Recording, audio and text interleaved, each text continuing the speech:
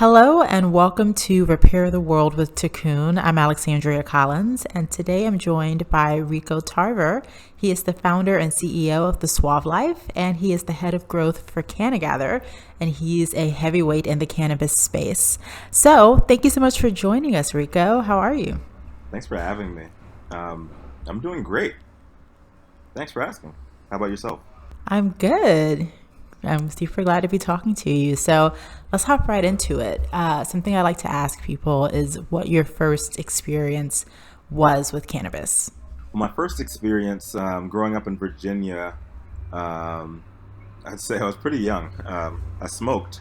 Didn't know much about it, but I was just around a lot of the older quote unquote, um, I guess, problem kids. People like to call them, but just hung out with a more colorful crowd and was introduced early in life. I'd say around 12 years old. Okay, so you've known about the plant for a long time. Yes, I would definitely say that I have had a long-standing relationship with the plant, going on 24 plus years now. So, Cool, yes. cool. So then how did you get into cannabis as a career? I know that you played football in college, and so can you tell us a bit about that story? Oh yeah. So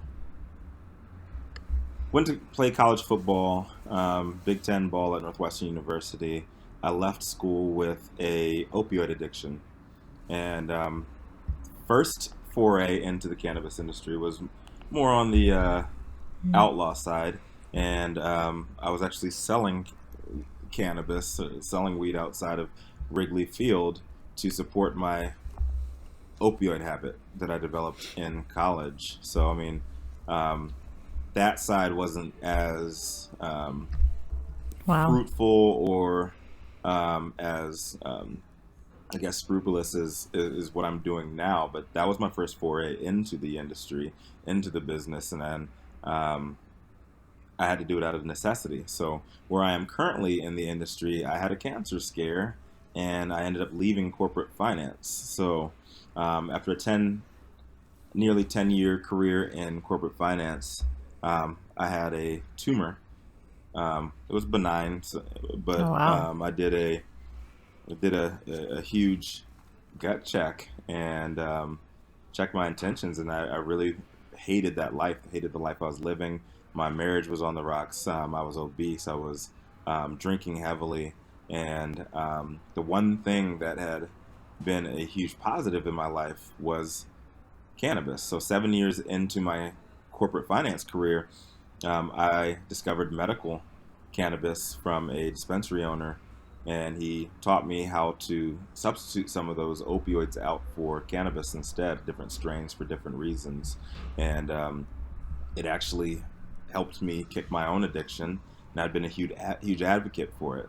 So once I had my tumor, I took 2 weeks leave of absence and just did some soul searching and knew that I wanted to get into the cannabis industry. And a friend of mine had a couple of connections, and I started with a company called Baker Technologies, and we went public, and that was my, um, I guess, genesis into the industry.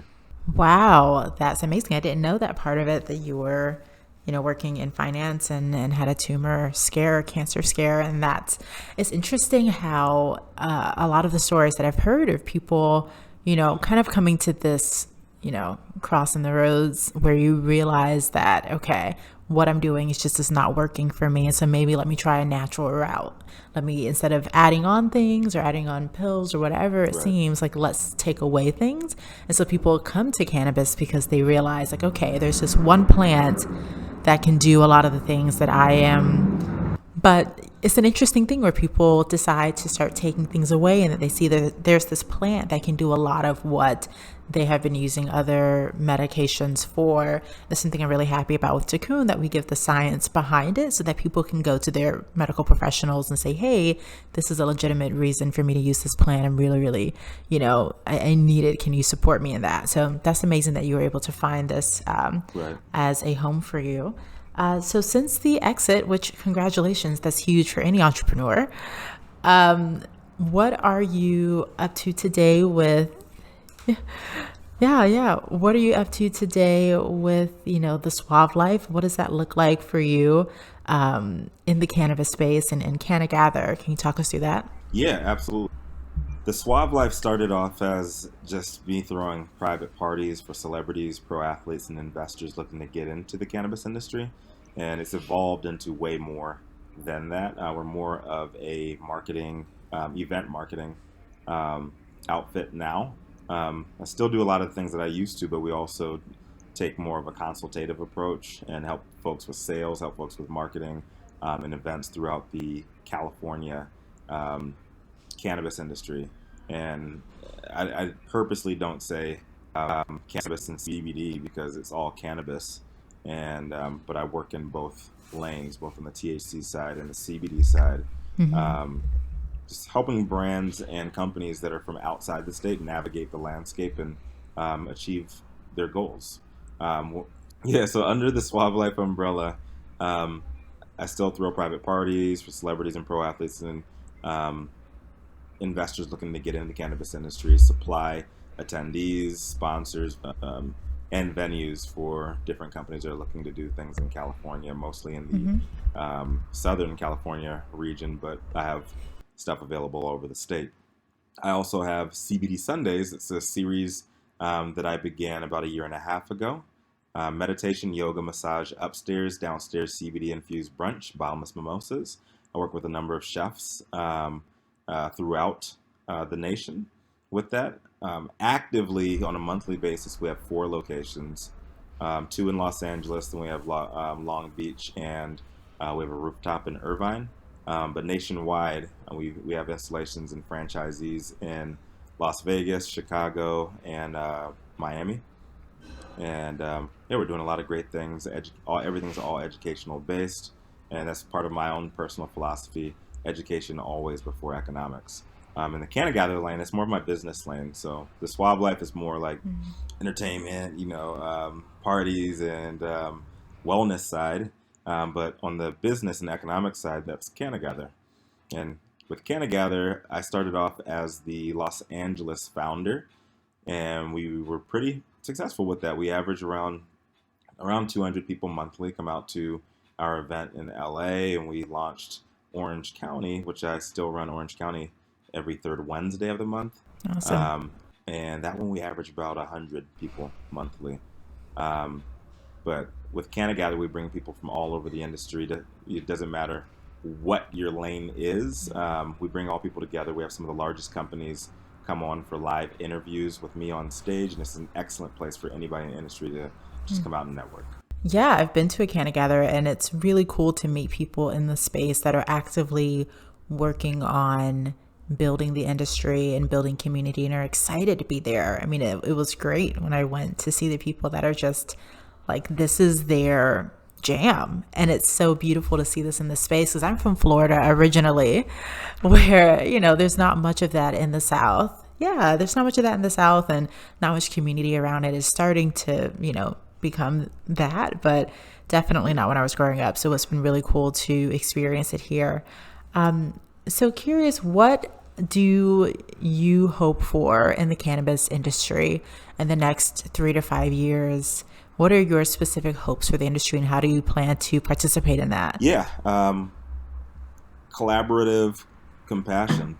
That's the mantra. That's my motto for the year. I'm all about collaborative compassion, compassionate collaboration. The plant to me, and so I just had my TEDx was just released. I did a TED talk, and it's called "Man Behind the Mask: The Three Times Cannabis Saved My Life," and it really did. And I truly believe that cannabis sativa is a communal plant. It brings people together.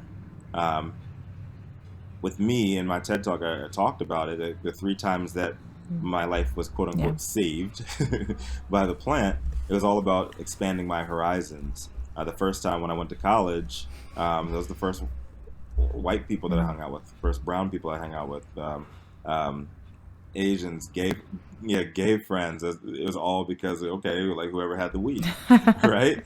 And I think the second the second time for me was a dispensary owner recognized that I was an addict, and he called me out on that, and he was willing to consult with me and show me how to actually use cannabis as medicine, right?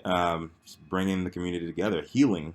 Talk about healing the world, like Cocoon. It really healed me and um, saved my life the second time. And the third time, when after I had my tumor, I did a total 180 on life, pretty much, and started taking things more seriously. Or I wouldn't say more seriously, taking things seriously. Period. I wasn't really taking anything seriously in life um, Mm, before I had that cancer scare. So I think it really mm, has saved my life three times. I yeah. really think that it should be bringing people together, and that's my hope. Is that 3 to 5 years from now, people will realize that the big, deep-pocketed industry suits need the people at the bottom of the totem pole as well, for everybody to thrive in this potential or potentially agriculturally based economy. You know. That is a really, really good point. When I think about people that are in, Virginia right now or in Appalachia, and I think of the potential to support those communities with cannabis, perhaps instead of certain industries Right. that we've had for centuries. And there are different ways for us to support communities and all people. So that's amazing that you're doing this work and bringing it to the forefront. And you're right, bringing it, ground level, grassroots, and keeping it there. Is really important. So, as we wrap up, I have a question that I like to ask people. Appreciate that. How do you repair the world day to day outside of cannabis? What does repairing the world mean to you? Repairing the world and what it means to me is finding common ground. And that's truly what I believe the cannabis plant does. It forces us to find common ground. Just shut up, listen to each other, get in the circle, you know, pass around the mic, and listen. Like Yeah. dialogue. That's what people need. Less talking over each other and more listening and responding.